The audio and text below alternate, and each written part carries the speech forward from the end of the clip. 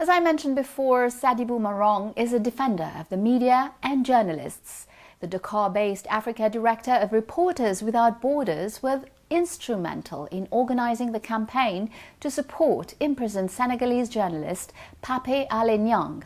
More recently, the murder of Cameroonian journalist Martinez Zogo led him to call for a rigorous and independent investigation, as he told Laurence Strass and our Senegalese contributor Sheikh C. Take a look. Sadibou Marong, hello and welcome to Initiative Africa.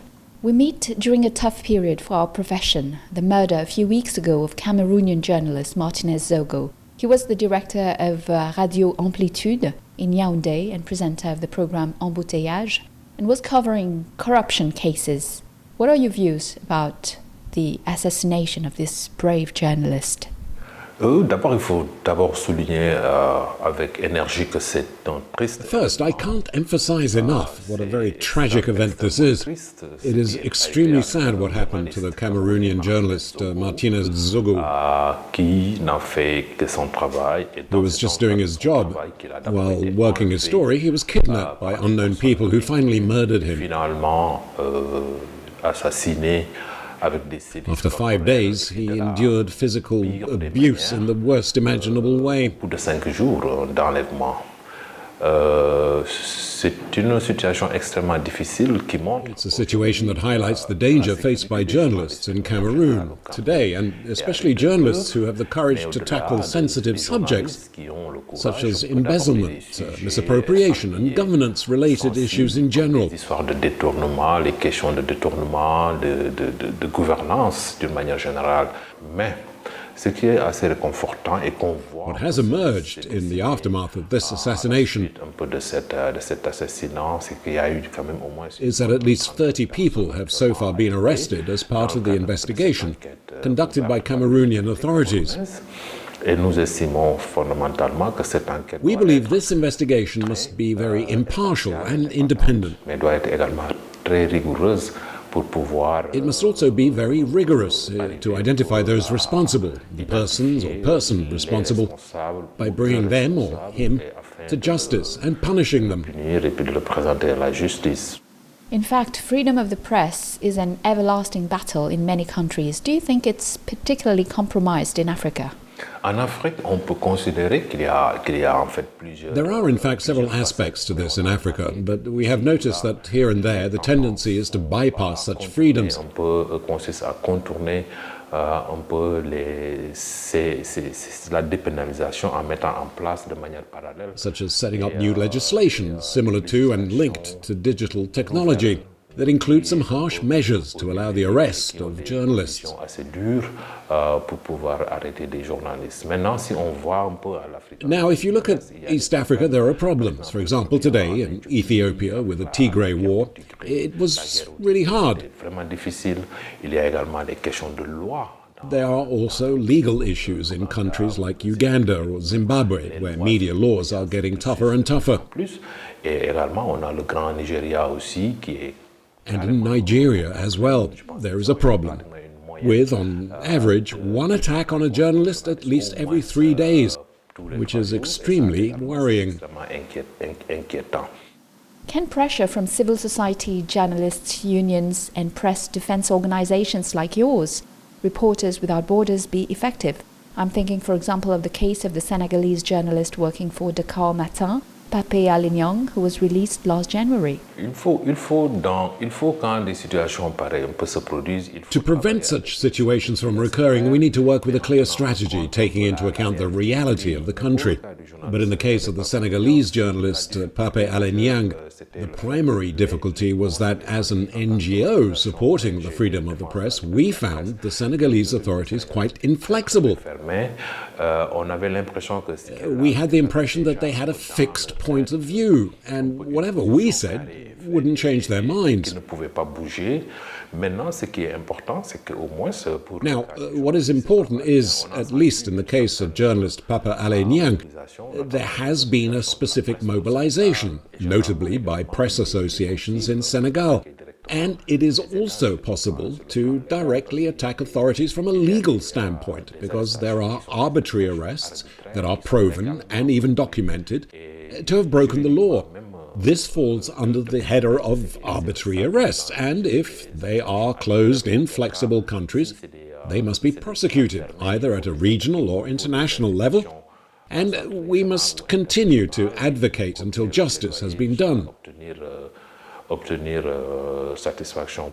We have seen the emergence of investigative journalists and African centers for investigative journalism, such as Africa Uncensored in Kenya or Sonozo in West Africa. Is it not finally in the interest of African journalists to work together?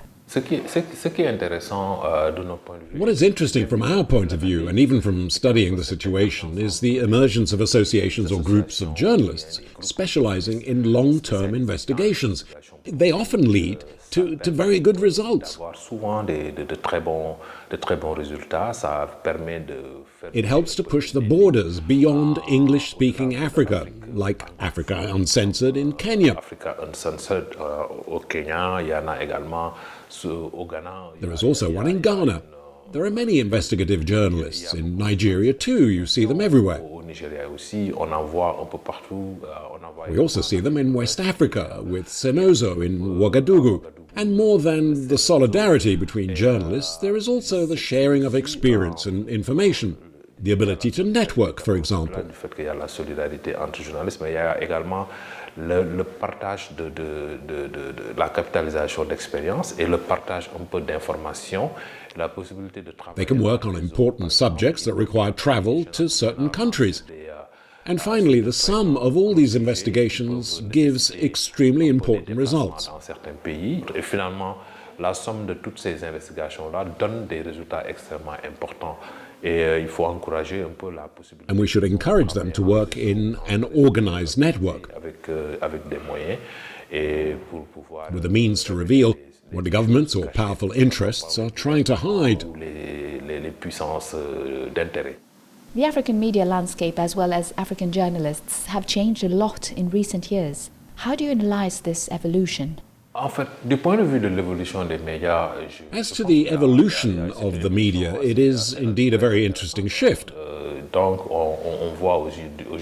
We see today there are, for example, from one country to another, newspapers appearing daily.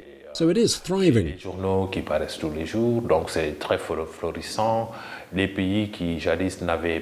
Countries that used to have only one television channel now have 3 or 4. This is important for diversity.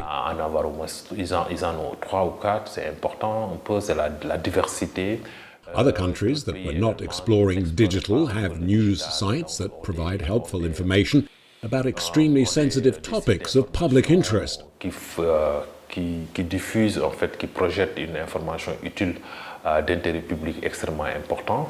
Maintenant, la formation. Now there is training. For a long time, especially in French-speaking Africa, journalism schools were part of universities.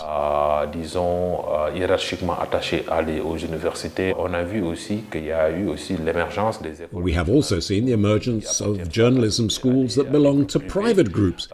Et également, on a vu aussi que des écoles de journalisme. And also the emergence of journalism schools with an outstanding curriculum that are owned by journalists who want to invest in this area. Intéressant. Mais la formation pour nous, elle est importante. But for us, training is important. It must be continuous and allow journalists in the field to master the fundamentals of their profession. Aux journalistes qui arrivent sur le marché, au moins de pouvoir maîtriser les fondamentaux de leur métier, c'est extrêmement important. It is highly important journalists can multitask simultaneously throughout the editorial chain. These are achievements that must be preserved. Ça, c'est quand même des acquis qu'il faut préserver. A key issue is the coverage of war and conflicts. We saw this in Ethiopia during the Tigray War. It is easy today for some to impose an information blackout by attacking journalists directly. Is this a phenomenon that is accelerating in Africa? There was a wave of arbitrary arrests, the stifling of civic space and persecution of independent newspapers that wanted to freely cover this war.